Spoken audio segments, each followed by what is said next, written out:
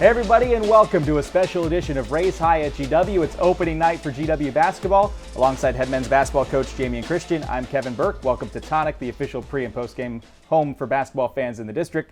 Coach, here we go. We're about a half an hour away from your season opener. What are you thinking right now as you get set for the season to get started? Well, just excited for our guys to have a chance to get back on the floor here. I mean, just really talented group of guys. Starting our journey out tonight. I know our home fans are going to be rocking. Just an exciting opportunity to get back here on the floor. Let's go back a couple weeks ago. We had a chance to have A10 Media Day, and you had a great line about James Bishop's been doing a lot of work in the dark, and he's got picked to the preseason second team all-conference. What is going on behind the scenes with James that is elevating his game that you're seeing? And James Bishop's one of the most consistent players I've ever been around. You don't always get that with an elite player. You get a guy who averaged 20 points a game, just under 6 assists in his first year in the A10. And every day he's in that gym, same time, same workout, working on the different things he's got to get better at. And you just don't always get that with your best players. And, we're fortunate to have that here. And, one of the things that's great about, GW is I don't know if we've had a guard like that in a long period of time. And the history of GW is mirrored with amazing guard play. And, we're fired up to have James Bishop, who has the ability to do that for us again. Turning our attention to tonight, it's your 10th season as a head coach on opening night. I know we've talked before, you get jitters walking out before games. Will you have that again tonight, especially with the fact that fans will be back in the building? I never lack for enthusiasm, and always having that juice to be a competitor. I think as a player, opening night or anytime you get a chance to step on the floor as a competitor, you never really lose that. And when you cross over into coaching, you just have to channel that energy in a different way. I'll get chills before the game. I'll be so fired up that I'll be nearly in tears, ready to go and get out here and compete with these guys. I love going possession for possession with our team, and I think they feed off of me and I feed off of them, and it's going to be a great relationship for throughout the season. How about your players? Because a bunch of them have not played in front of the Smith Center aside from an exhibition last week. And what are you going to tell them to get ready for the fact that they're playing in front of fans and try to limit the energy a little bit while also trying to maximize it? We're going to talk so much about losing themselves inside the battle. And, I think that's a really important notion. And I think when you're in a battle, you're not looking at the result. You're looking at the person in front of you and how you're going to compete against them. I think that's really important.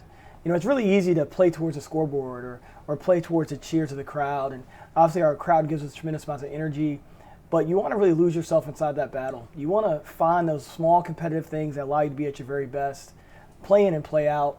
I want to see our guys learn how to do that through the course of the season because the best teams find a way to do that.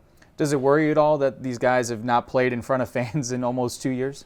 I'm not too worried about it. We've tried to put together a great plan, working with a good friend here in D.C. named Ashley Merriman, who came in and watched practice. And, a few weeks ago, she talked a lot about, making sure we brought people into the arena, that we used the crowd noise. And so, when she came in probably about 3 or 4 weeks ago, we really put together a plan to get additional people in with energy, using the crowd noise on a day-to-day basis. So I'm not as worried about it as I was a few weeks ago. I feel like we've put together a good plan. And as long as we're able to stick to the plan, able to handle the emotion of it, I think we're going to be pretty good. Everybody's always excited, and I think more so this year than ever, especially with what happened last season, just for opening night. But simple math tells you only half the teams can win on opening night, and half will unfortunately lose. So how important is it for you as a coach, especially with a busy stretch to start the season, not to overreact to what happens tonight? Yeah, it's never about overreacting. You always want to react to the appropriate level where you're going to be at. The most important thing we can do is just keep getting better. And, the team that, from opening night, the team that learns the most about itself through the course of the year has the best chance to win it. And so that's got to be our focus, is being in this learning environment where we understand the results and we use those results as tools to allow us to improve ourselves. But just understand that it's all about learning. We've got a lot of guys out here playing together for the first time, playing in this level of competition for the first time. So our ability to learn one another, how to play, learn our opponent and how they want to play and how they want to attack us, but most importantly, learn our strengths and our weaknesses. That's going to be a game-to-game adjustment that we're going to figure out, and we just want to find a way to get in a good rhythm of learning and then going and attacking. When you go and play, I think it's 3 games in 5 days or something like that to start the season here, how much of the focus is going to be on focusing what you guys can control for yourselves and just a little bit of scout at the end? I think we've prepared well for the first few weeks. And everybody in college basketball now, with the season starting where it does, plays a lot of games in a small amount of time, and everyone's going to be kind of battling through the same thing. We want to make sure that we're really up to speed by the time we get to our Naples tournament. We think that's a good window there. We want to be at our very best, have all our offense in, all our defense in, and everything in. I know we will. But our staff's worked really hard for us to be prepared for the beginning of the year. And I have a lot of confidence in what we've been able to do. I have a lot of confidence in what we've been doing in the preseason to build towards these early season matchups. And, every game that's on the schedule right now is there for a reason, and it's there for a purpose for us to get better in a certain way. And I think we've prepared at a high level to be ready to go. We've talked about it for so long, and it's less than a half an hour away, and we got a lot to do before we get to that. Coming up on Raise High at GW, we'll have more with Coach Christian talking about the Hood exhibition and taking a deeper dive into tonight's opponent, St. Francis. But up next, we're joined by A10 Cross Country Coach of the Year, Terry Weir. His women's team just won the A10 title. He's on the other side of this break here on Raise High at GW.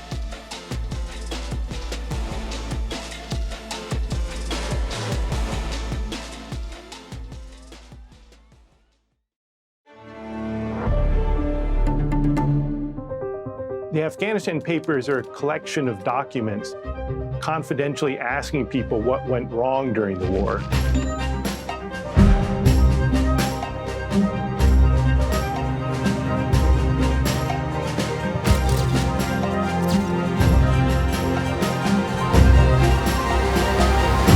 The public has a right to know what happened. Domino's new oven-baked dips are so new that we made a new commercial about their newness. Try new flavors like our cheesy marinara, baked apple, or hot and melty 5-cheese with our not new but still delicious twists. Carry out Domino's new oven-baked dips and twist combos or any 3-topping pizzas for $7.99 each. Choose from 12 different specialized master's programs and more than 25 graduate certificates for ultimate customization. You're a business leader in the making, and GW is where your future begins. How do you think you pronounce that? Mananalu. Mananalu. Mananalu.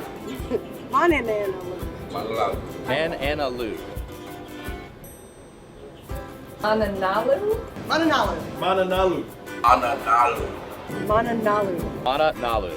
Mana to me means strength, power, honor. That was awesome. Welcome back to Raise High at GW. I'm now joined by the A10 Cross Country Coach of the Year, Mr. Terry Weir. His women's cross country team just won the championship, shiny new trophy here. Coach, congratulations, and great to have you here. Thanks, Kevin. It's awesome to be on here.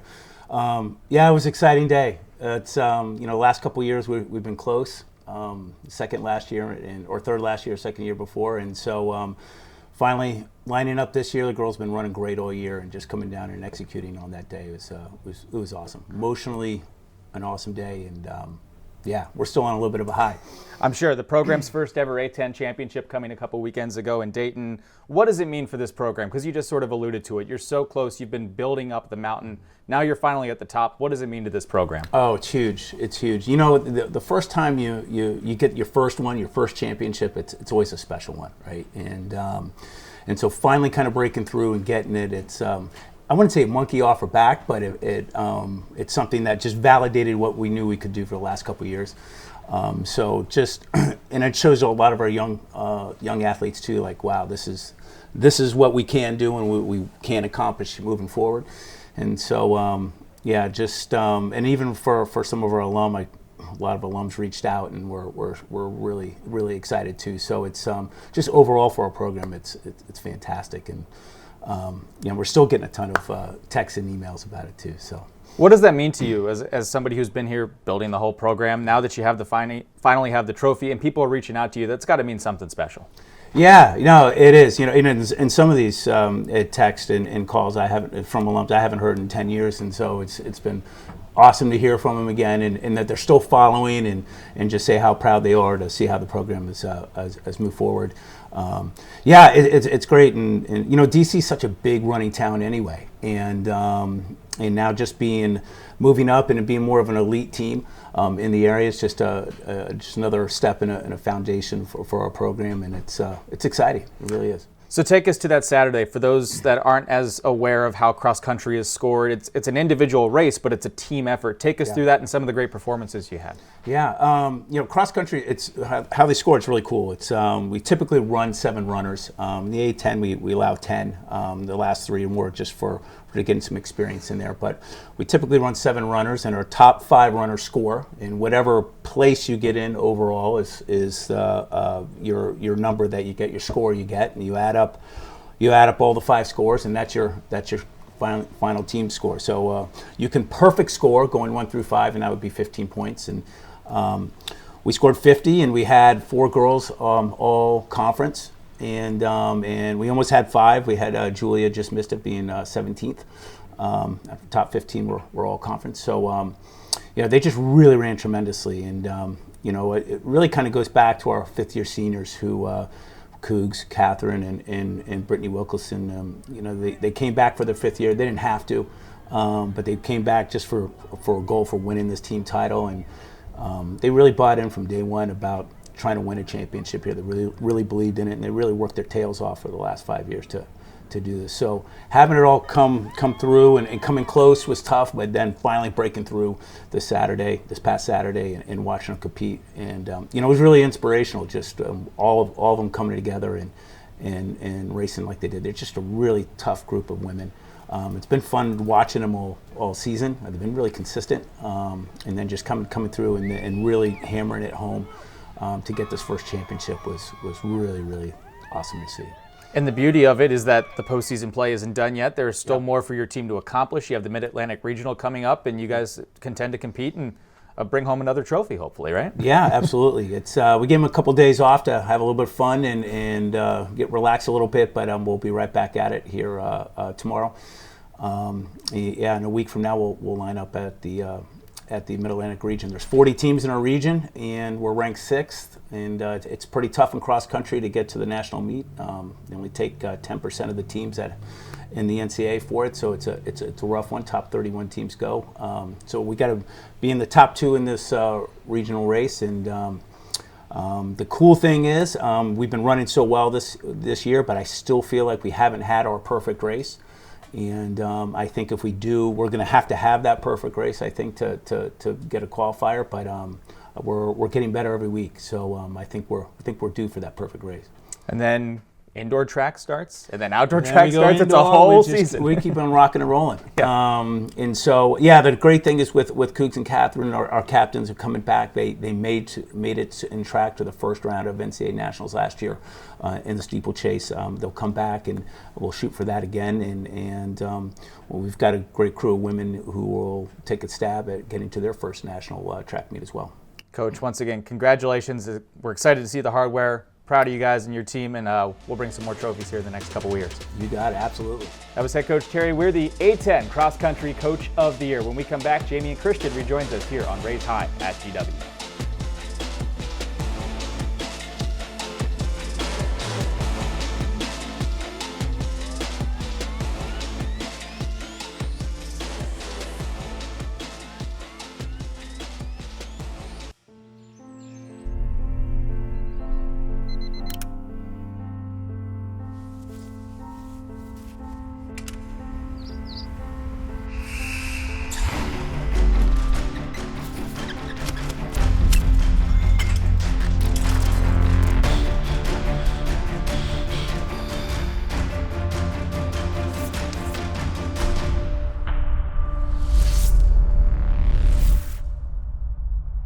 This is our water, and this is also water, but it's more than that. This is a belief that our oceans are better filled with life than with plastic. So let's start sipping like lives depend on it, because they do.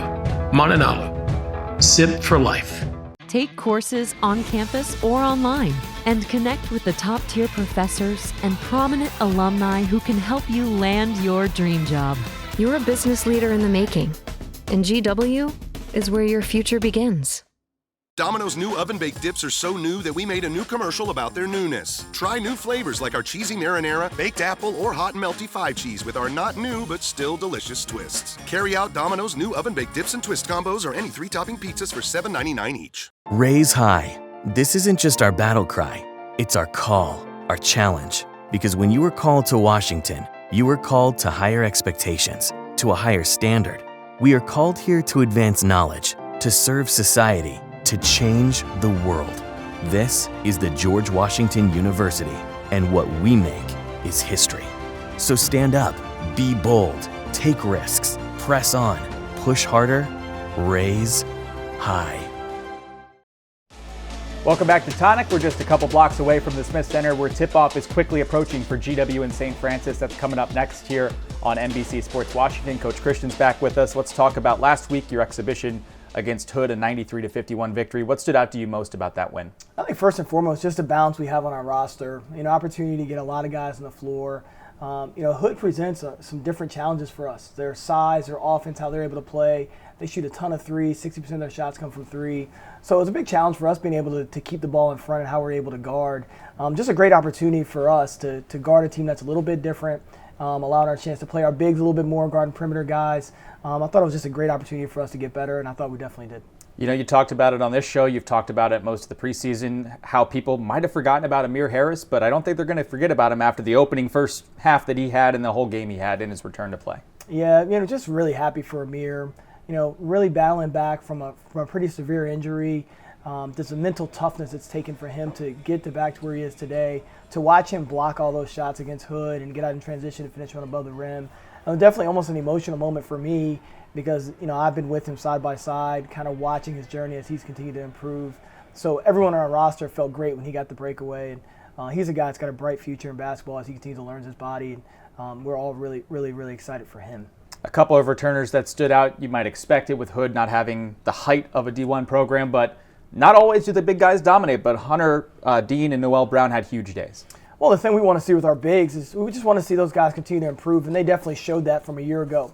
Coach Ryan Devlin's done an amazing job working with them on a day-to-day basis on a lot of different things in terms of how they score the ball in the post and how to be physical at the right times. And I felt like that really showed out against Hood.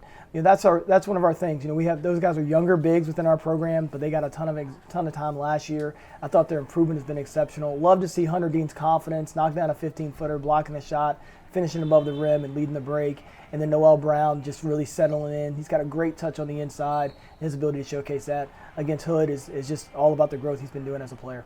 We got the first taste of James Bishop playing off the ball a little bit. He still scored 22 points, had a great stat line, and Brayon Freeman had a pretty solid day in his debut. Yeah, we've really changed our offense a bit. We've got so many more guys that can handle the basketball and make plays. And, we're fortunate to have a guy like James Bishop who can score it and assist it in so many different ways. And we just try to consistently just keep putting our guys in a position where they can be successful. And so you're going to see a lot of people bring it up. We talked about Hunter Dean bringing it up, Brayon Freeman, the freshman who really made a lot of plays for us. Amir Harris is a guy who's played point guard for us before and has done a great job of that. Brendan Adams can lead the break. So we just got a lot of guys right now that can push and play in transition. I think that's going to allow us to play a lot faster and going to allow guys to have a lot of success. Some fun highlights from last week and hopefully some fun highlights still to come here tonight. But before we get there, Coach had the opportunity for our second edition of our Walk on the Mall with the Vice President for the Division of Student Affairs. That's CISSY Petty, and that's right here.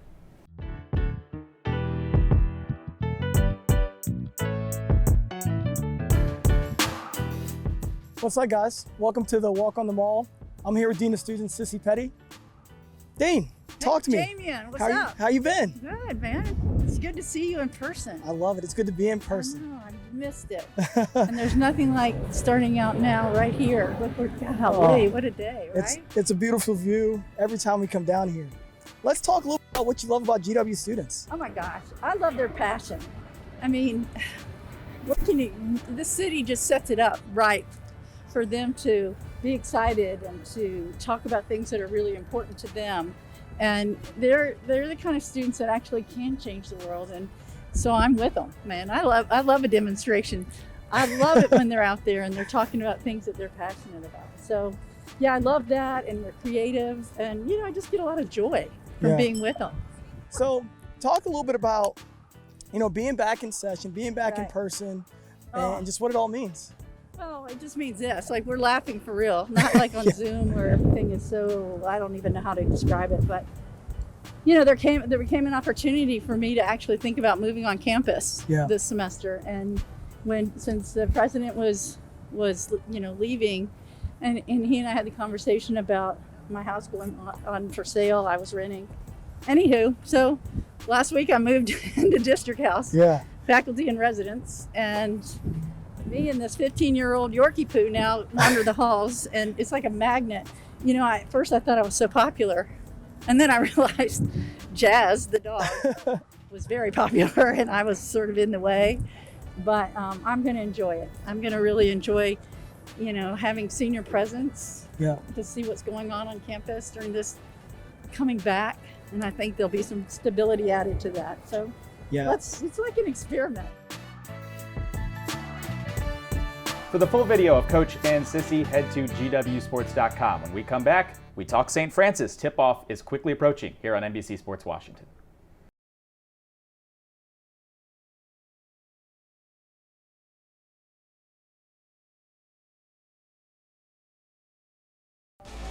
Welcome back. Race High at GW's final segment as we get set for tip-off with GW and St. Francis. Coach Christian, you have had a lot of experience and a lot of success against the St. Francis team out of the Northeast Conference when you were at Mount St. Mary's. What do you expect from the Red Flash tonight? Well, Rob Krimel's an excellent coach. He's been coach of the year in that league. He's got a really experienced crew coming in, and they're always really dangerous when they have that. When you look at those times he's had top 4 teams in the NEC, they've always had a lot of experience. They got 5 of their top 6 returning players coming back, so they're going to really understand their system, and they're going to really know how to play. This is a team that returns almost, if not all of its scoring, 15 of its 16 players, a lot of experience coming back. You mentioned your time with Rob Krimel. What do you expect from his teams? What is his type of style? Well, his teams always score the ball, and that's one thing that you've got to be ready to defend. They love to get up and down. A lot of different guys that can handle and push in transition. So that creates a difficult transition matchup for any team that they play. He allows them to play free, so they're going to be able to break off plays and to go to make plays. And typically he has a player or two that really has the ability to get hot. And because of that freedom he allows those guys to play with, they're always a dangerous team to go against. They're also excellent underneath out of bounds. And through the years, they've always been really good underneath out of bounds. Their ability to score the ball quickly there. They just do a couple things really, really well. And it's going to be a great opportunity for our team. For folks that are about to watch here, should there be a key statistic or a key point of emphasis that we should be looking at to see if things are going GW's way in the game? Yeah, I mean, for us, it's all about us being able to dominate the glass. And we're able to do that with the kind of speed that we have on the floor. It really leads out to transition. And St. Francis PA will play 2 bigs most of the time. And so if we can rebound the ball with our guards, it's going to really put us out in transition. So I'd look for those transition buckets early in the game and look at the rebounding. They're going to go hand in hand for one another. Those are 2 areas we're going to be looking to dominate in. We've alluded to the fact that, there's 3 games in 5 days here to start the season. Have you thought about your substitution pattern? You usually like to say you go 8 deep. Are you thinking perhaps trying to figure out minutes ahead of time? Once you get into battle, you're trying to win that battle. You're trying to put yourself in best position to be able to do that. The luxury we do have is, we can go 9 deep, we can go 10 deep, however we need to. And that's the one thing with this year's roster. It is deep, and the guys that play 9th and 10th rotation spots for us have great experience, and so we have no fear to be able to put them in to give them an opportunity. But we all have great versatility between those top 8 guys. We can play 2 bigs, we can play 4 guards, we can play 5 guards. We have the ability to be able to do that. So whatever that moment calls for, I have a lot of confidence we'll be able to do. And we really try to work really hard as a staff to make sure we have all those situations ready to go for whichever game we're in. Through the magic of television, you are in 2 places at once. You're here, and yet you're also in the locker room talking to your team right now with a couple minutes before tip. What is the message going to be to your team, the last thing you say before they take the floor? It's all about playing with toughness. You always want to protect your home floor. The best teams in our league and the best teams in the country, they protect their home floor, and I think that's something that's really important for us. We want to give our home fans something exciting to watch every time they step on the floor, and there's nothing more exciting than a great game followed with a victory. Absolutely. We look forward to seeing it tonight. The season is just about to get started. Coach, appreciate the time, and go get them today. Thanks so much. All right, that'll do it. Byron Kerr and Dave Earle have the call from the Smith Center. That's been it for Race High at GW. Basketball is on the other side of this break.